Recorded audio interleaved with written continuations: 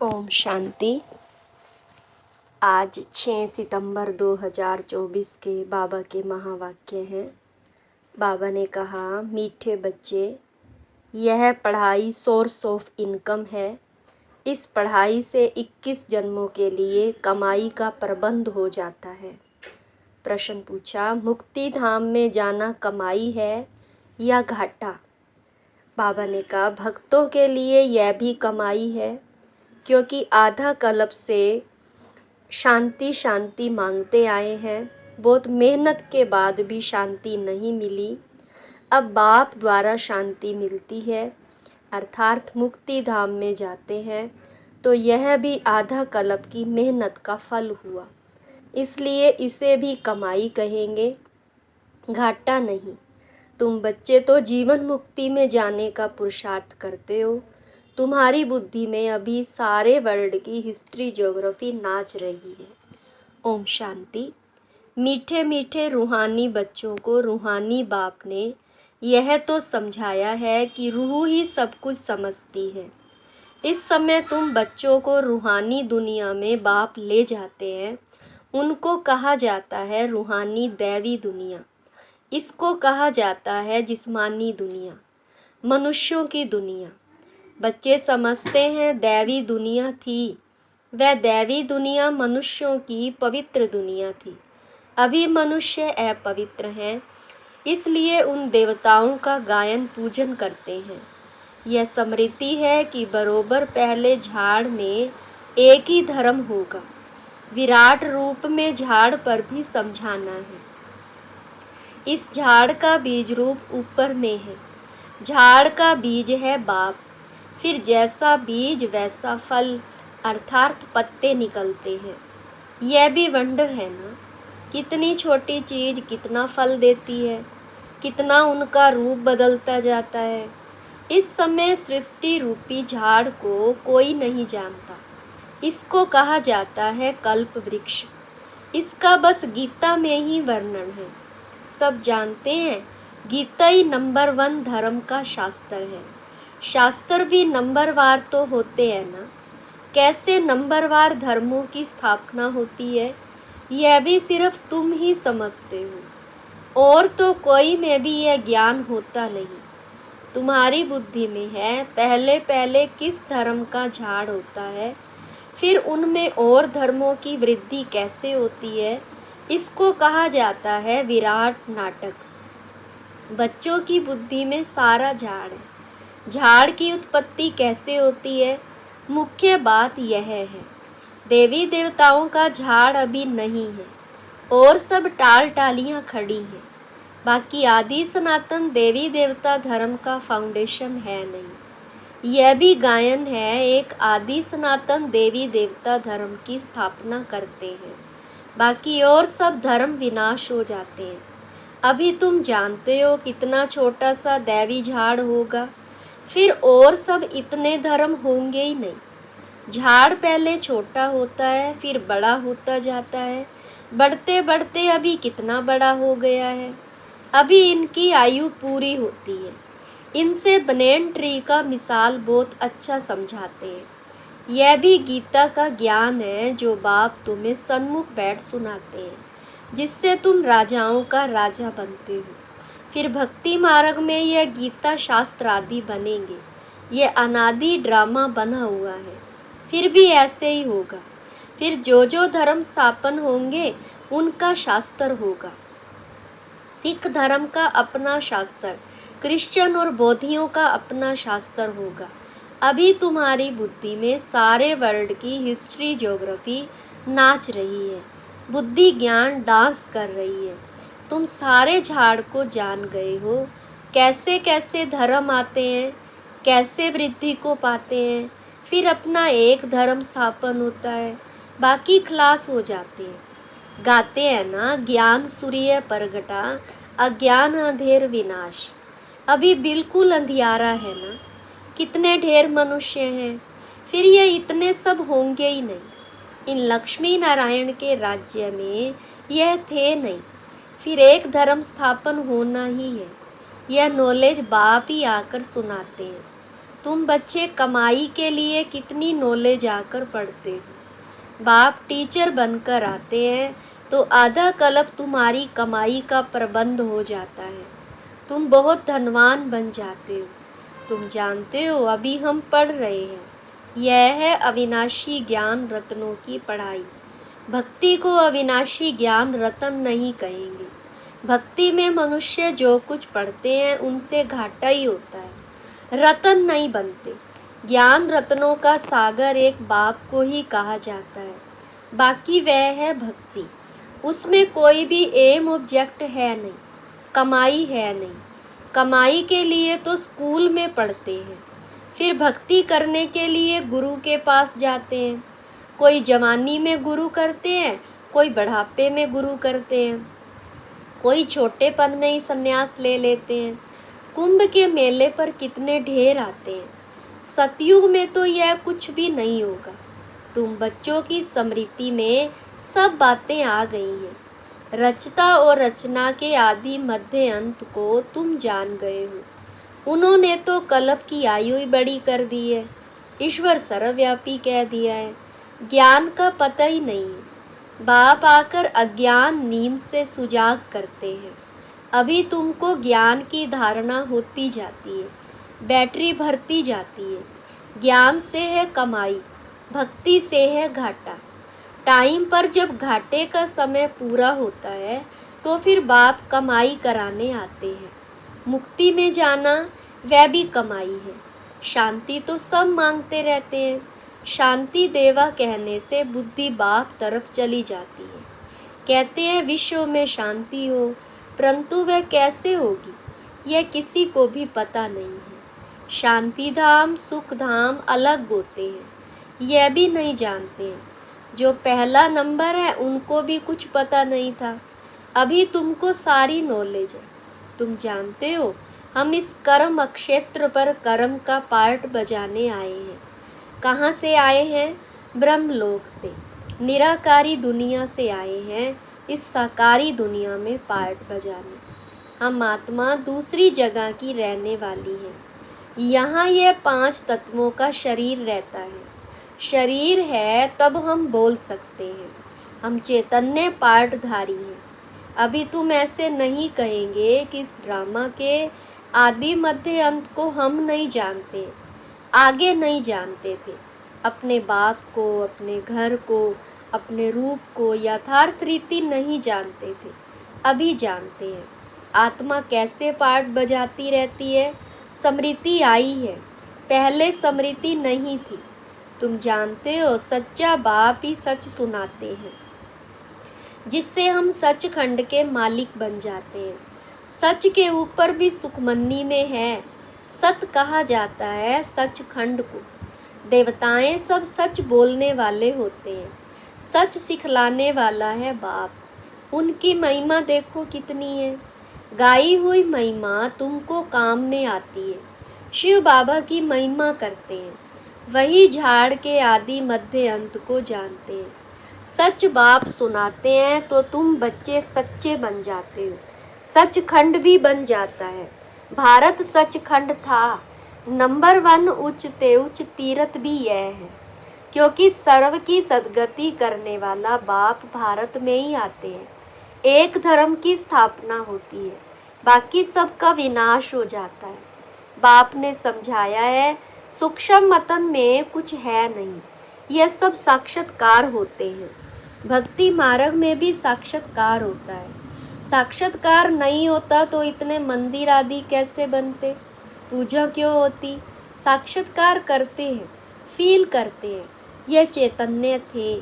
बाप समझाते हैं भक्ति मार्ग में जो कुछ मंदिर आदि बनते हैं, जो तुमने सुना देखा है वह सब रिपीट होगा। चक्कर फिरता ही रहता है। ज्ञान और भक्ति का खेल बना हुआ है। हमेशा कहते हैं ज्ञान भक्ति वैराग, परंतु डिटेल कुछ नहीं जानते। बाप बैठ समझाते हैं ज्ञान है दिन, भक्ति है रात, वैराग है रात का, फिर दिन होता है। भक्ति में है दुख, इसलिए उसका वैराग। सुख का तो वैराग नहीं कहेंगे।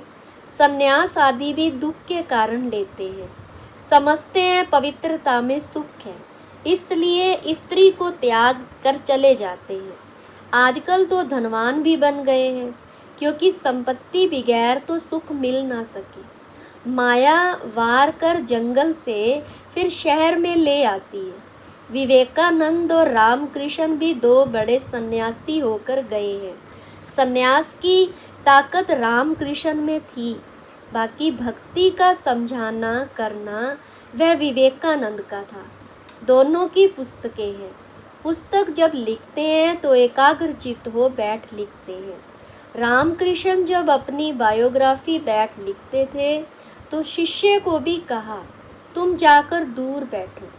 था बहुत तीखा कड़ा सन्यासी, नाम भी बहुत है। बाप ऐसे नहीं कहते कि स्त्री को माँ कहो, बाप तो कहते हैं उनको भी आत्मा समझो। आत्माएं तो सब भाई भाई हैं। सन्यासियों की बात अलग है। उसने स्त्री को माँ समझा, माँ की बैठ बढ़ाई की है। ये ज्ञान का रास्ता है। वैराग की बात अलग है। वैराग में आकर स्त्री को माँ समझा।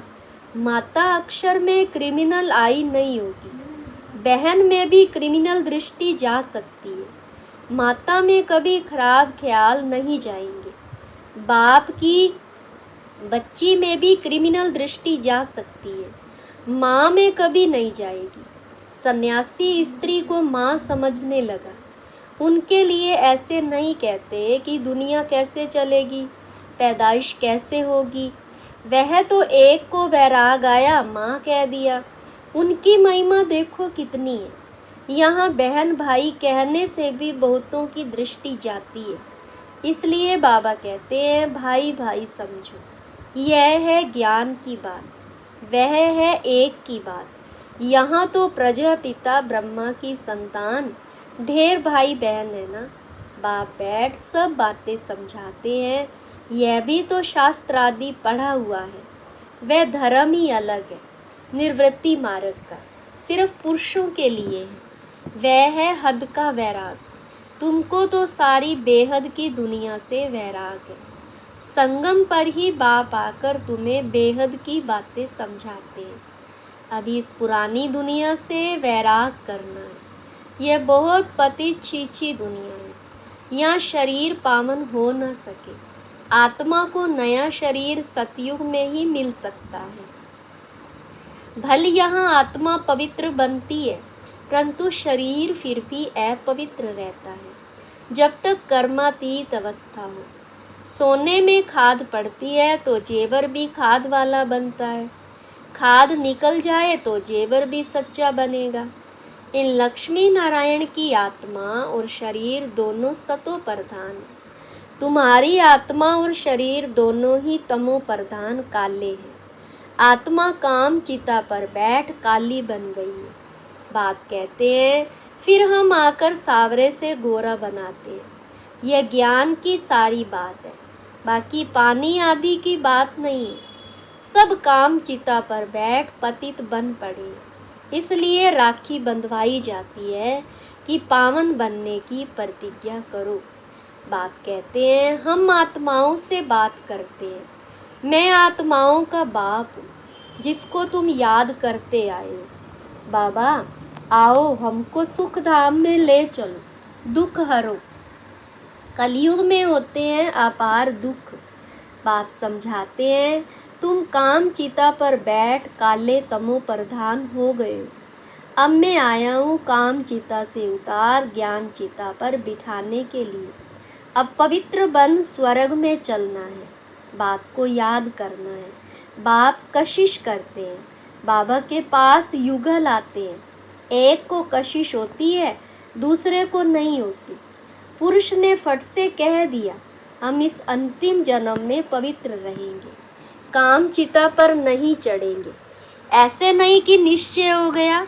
निश्चय अगर होता तो बेहद बाप को पत्र लिखते, कनेक्शन में रहते। सुना है पवित्र रहते हैं, अपने धंधे आदि में ही मस्त रहते हैं। बाप की याद ही कहाँ है। ऐसे बाप को तो बहुत याद करना चाहिए।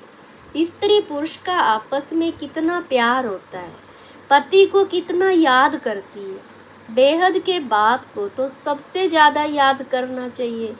गायन भी है ना, प्यार करो चाहे ठुकराओ, हम हाथ कभी नहीं छोड़ेंगे। ऐसे नहीं यहाँ आकर रहना है, वह तो फिर सन्यास हो गया। घर बार छोड़ यहाँ आकर रहे, तुमको तो कहा जाता है गृहस्थ व्यवहार में रहते पवित्र बनो। यह पहले तो भट्ठी बननी थी जिससे इतने तैयार हो निकले। उनका भी बहुत अच्छा वृत्तांत है। जो बाप का बनकर अंदर रह करके रूहानी सर्विस नहीं करते, वह जाकर दास दासियां बनते हैं। फिर पिछाड़ी में नंबरवार पुरुषार्थ अनुसार ताज मिल जाता है। उन्हों का भी घराना होता है, प्रजा में नहीं आ सकते। कोई बाहर का आए अंदर वाला नहीं बन सकता। वैलभ्यचारी बाहर वालों को कभी अंदर आने नहीं देते। ये सब समझने की बातें हैं। ज्ञान है सेकंड का। फिर बाप को ज्ञान का सागर क्यों कहा जाता है? समझाते ही रहते हैं, पिछाड़ी तक समझाते ही रहेंगे। जब राजधानी स्थापन हो जाएगी, तुम कर्मातीत अवस्था में आ जाएंगे, फिर ज्ञान पूरा हो जाएगा। है सेकंड की बात, परंतु फिर समझाना पड़ता है। हद के बाप से हद का वर्षा, बेहद का बाप विश्व का मालिक बना देते हैं। तुम सुख धाम में जाएंगे तो बाकी सब शांति धाम में चले जाएंगे। वहाँ तो है ही सुख, यह तो खातिरी है। बाप आए हैं, हम नई दुनिया के मालिक बन रहे हैं राजयोग की पढ़ाई से। अच्छा, मीठे मीठे सिक्किलते बच्चों प्रति माता पिता बाप दादा का याद प्यार और गुड मॉर्निंग। रूहानी बाप की रूहानी बच्चों को नमस्ते। रूहानी बच्चों की रूहानी बाप दादा को नमस्ते। बाबा नमस्ते, गुड मॉर्निंग। शुक्रिया बाबा, शुक्रिया। धारणा के लिए मुख्य पॉइंट है, इस पतित छीछी दुनिया से बेहद का वैराग रख आत्मा को पावन बनाने का पूरा पुरुषार्थ करना है। एक बाप की ही कशिश में रहना है। दूसरा, ज्ञान की धारणा से अपनी बैटरी भरनी है। ज्ञान रत्नों से स्वयं को धनवान बनाना है। अभी कमाई का समय है, इसलिए घाटे से बचना है। आज वरदान दिया बाबा ने, ज्ञान रत्नों को धारण कर व्यर्थ को समाप्त करने वाले होली हंस भव। ज्ञान रत्नों को धारण कर व्यर्थ को समाप्त करने वाले होली हंस भव। होली हंस की दो विशेषताएं हैं। एक है ज्ञान रतन चुगना और दूसरा निर्णय शक्ति द्वारा दूध और पानी को अलग करना। दूध और पानी का अर्थ है समर्थ और व्यर्थ का निर्णय। व्यर्थ को पानी के समान कहते हैं और समर्थ को दूध के समान। तो व्यर्थ को समाप्त करना अर्थात होली हंस बनना। हर समय बुद्धि में ज्ञान रतन चलते रहे, मनन चलता रहे तो रत्नों से भरपूर हो जाएंगे। स्लोगन है, सदा अपने श्रेष्ठ पोजीशन में स्थित रहे। अपोजिशन को समाप्त करने वाले ही विजयी आत्मा है। सदा अपने श्रेष्ठ पोजीशन में स्थित रहे, अपोजिशन को समाप्त करने वाले ही विजयी आत्मा है। ओम शांति।